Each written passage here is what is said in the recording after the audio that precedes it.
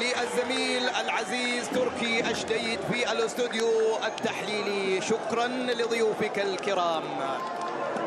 سيداتي انساتي سادتي اصدقائنا متابعينا عبر قنوات SSC شاهد VIP، طابت اوقاتكم، اهلا ومرحبا بحضراتكم من هنا على رياح الشمال، من هنا من حائل الجميله، من هنا من ملعب الامير عبد العزيز بن مساعد الرياضيه في حائل، في أغلى البطولات وأثمنها على الإطلاق، كأس سيدي خادم الحرمين الشريفين النسخة رقم 50. هنا كأس الملك، هنا في حضور الطائي وحضور الهلال، هنا في ليلة خروج ليس فيها تعادل، هنا في ليلة قد تحضر فيها المفاجآت، ولما لا؟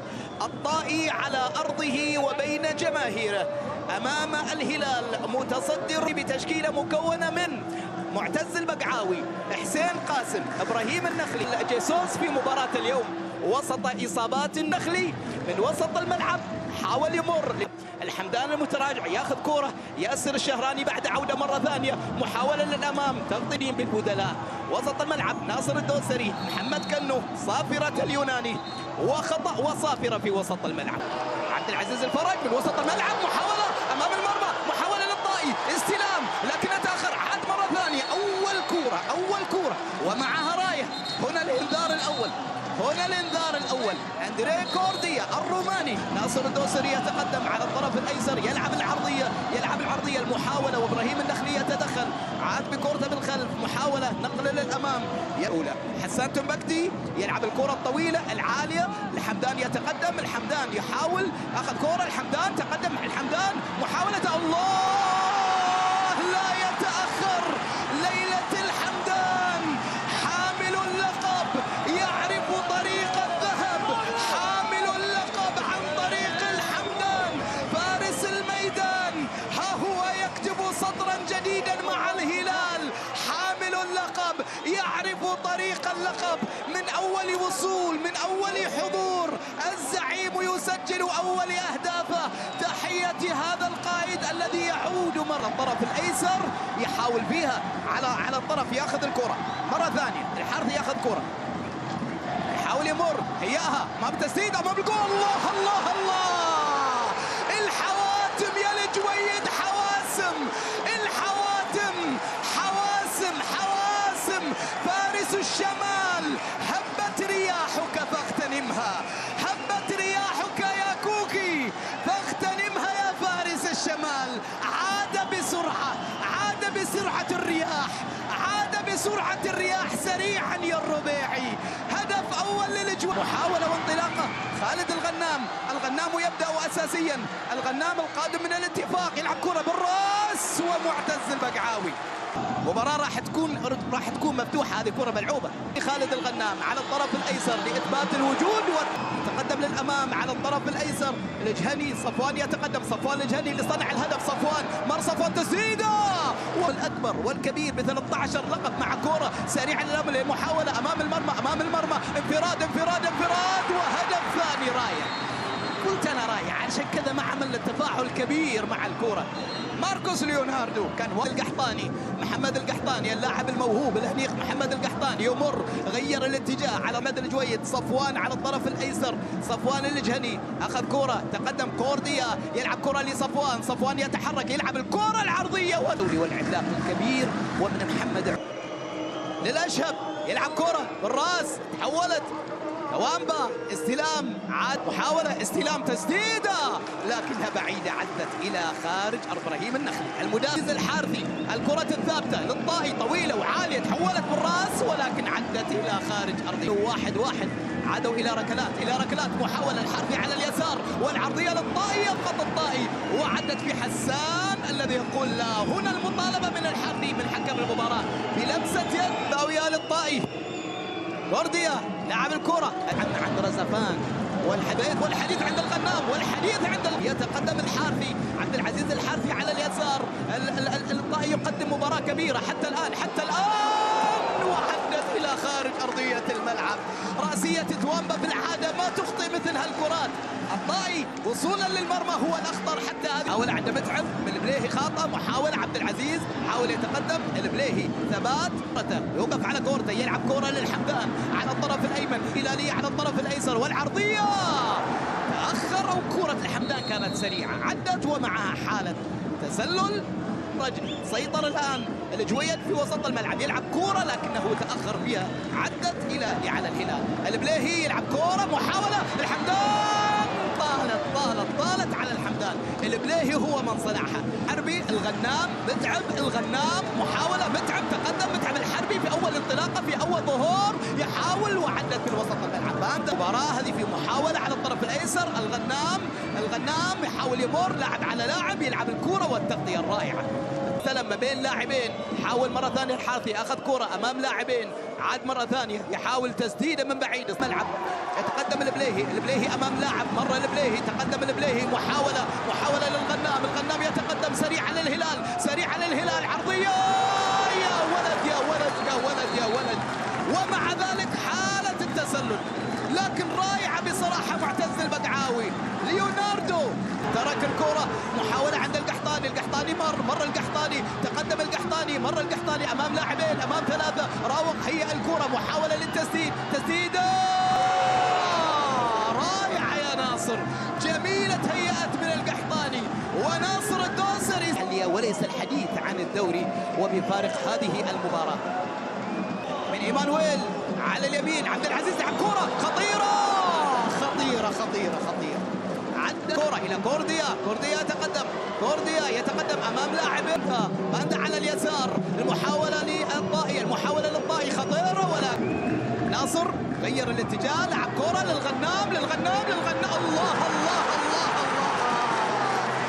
الغنام في ليلة يظهر فيها البديل، الغنام يظهر بكرة رائعة، من كرة استلمها في مكان سليم، هكذا يذهب قراراته في كل مرة. هذه الكرة ناصر الدوسري مرر الكرة وأعطى الإشارة لصحة الهدف الثاني، طويلة، حسين قاسم يتدخل إلى بالخطأ ومحمد القحطاني حكم المباراة أمر أيضا الطائي. شوف بنفس المرة بنفس الطريقة ليوناردو، هدف ثالث ليوناردو على أخطاء المدافعين على نفس الخط النخلي. هذه ضريبة الوقوف على إمكانية، وكاد أن يضيف الهدف الثالث. كرة ملعوبة داخل الجزاء والبقعاوي طالع من أرض عبد العزيز، سريعة، محاولة كورديا أمام حسان ووصلت، يلعب الخطأ، لعبت بالراس، قدم على اليسار، متعب يبحث عن العرضية، تغير الاتجاه يا الحمدان، تسديدة الحقيرة. الحربي مرة ثانية يلعب الكرة العالية، والانطلاقات على الأطراف، محمد القحطاني، تقدم القحطاني، لعب كرة لكنها عدت إلى خارج أرضية الملعب. القحطاني أضاع الهلال 3 كرات كانت كفيلة بأن تمر من الأول. هيئ كرة، محاولة عند الغنام يس يا الله عند الغنام أمام الجول، جول ثالث للهلال، جول ثالث ليوناردو للهلال. المباراة راح يرجع إلى اللقطة، وهنا عاد حكم المباراة والقرار لمسة يد. أيضا تقدم مريح، هذه كرة ملعوبة للأمام، محاولة تغطية دفاعية والبلاد حتى الآن مررها جميلة جدا للحمدان على الطرف الأيسر. حتى الآن هي مباريات الكؤوس على حساب المدربين، صافرة البداية والبداية للطائي على الطرف الأيمن، حسين قاسم يتقدم، محمد القحطاني يتقدم يمر وتغطية عليه إلى خارج أرضية الملعب. قاسم أمام محمد وصفارة وخطأ، محمد القحطاني يتحصل على الحمدان في الاستلام، القحطاني بمرور، محاولة تمريرة جميلة ليوناردو، ولا زالت هلالية، محاولة للأمام، عبد الله الحمدان لف ودار، عبد الله الحمدان والهدف الثالث. من يشبهك يا هلال؟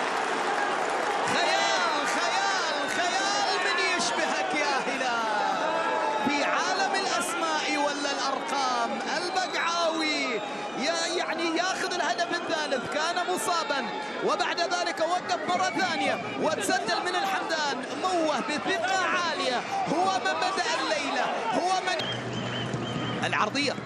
المحاولة البليه يتدخل في محاولة تسديدة لكنها ضعيفة، عدت واصطدت ومطالبة من تقدم. يريد جيسوس أيضا أن يفعل هذه محاولة انطلاقة أمام الجول، أمام الجول، هدف رابع. خلص الهلال، خلص الهلال في ليلة الجمال وليلة العزف الكروي. الهلال يضرب ولا يبالي، يضرب ولا يبالي بالهدف الرابع من الغنام. يبدو لي أيضا من الغنام سجل الهدف الرابع. رباعية في أحلى أمسية هنا في حائل، رباعية جماهير وعزف الهلاليين، وعلى الخامس قادمين، لكنه محمد القحطاني هو الآخر يبحث عن هدف في هذه الليلة، وعدت إلى خارج أرضية. يتقدم أمام القحطاني، القحطاني يتقدم ياخذ كرة، البحث عن الخامس، البحث عن الخامس، والعرضية والتغطية الدفاعية. كرة للقحطاني، استلم القحطاني، تقدم القحطاني، لعب لياسر، ياسر يتقدم، والعرضية والتغطية. التقدم في الدوري ربع النهائي. شوف التمريرات من خلف المدافعين. إبراهيم النخلي مرت مرة ثانية، كورديا، عرضية، تغطية، عرضية جميلة، محاولة كورديا، هياها مرة ثانية، أنديا اللاعب البديل، حاول أنديا على الطرف الأيمن، والعرضية من عبد العزيز مهمة يوم الجمعة القادم. هذه محاولة والعرضية والتغطية. الدم استلم عبد العزيز الفرج، تقدم عبد العزيز، تقدم وسدد كرة عزيز، كورديا، محاولة للطائي، والعرضية على بكرة من أمام البليهي. لاعب إمكانيات كبيرة، لكن عد بكرة، تسديدة هذه ضعيفة. تقدم يحاول ياخذ كرة، تسديدة، حارس المرمى البقع. تفاعلوا في كل لحظات المباراة. تمريرة من الحمدان، قدم صورة كبيرة في المحاولة، عدى مرة ثانية، سافيتش مررها للحمدان، عدت كرة، يمرر على الطرف الأيمن، عبد العزيز يلعب الكرة ولكنها سهلة، لكن الربيعي فاق الحساسية الكرة. مر بمهارة عالية، يتقدم سافيتش، محاولة في لمسة ليوناردو، مرر كرة والتغطية. إبراهيم النخلي موعودين في التمريرة لمالكم الخامس. الله، شالها المدافع، عادت مرة ثانية القحطاني وشالها المدافع. عن وقت كامل في المباراة. شوف كيف يتقدم، شوف بنفس الطريقة بنفس الأسلوب، ووصلت إلى يد أيمن. المحاولة عزل العمري يحاول يلعب كرة، اللاعب البديل، هذا تسديدة لكنها بعيدة. لا، هذا عبد الرحمن كورديا غادر أرضية الملعب. محاولة أمام توامبا، أمام لاعبين، توامبا عنده كرة، محاولة بتعب مرة ثانية، والعرضية والتغطية، وعدت إلى ركلة.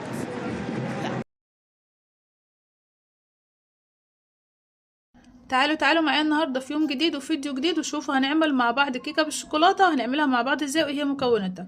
المكونات بتاعتي كانت عباره عن دقيق، وكوبايه ونص من السكر، وكوبايه كبيره سمنه على زيت، وثلاث بيضات، وطبعا البيكنج باودر والفانيليا ومحسن الكيك.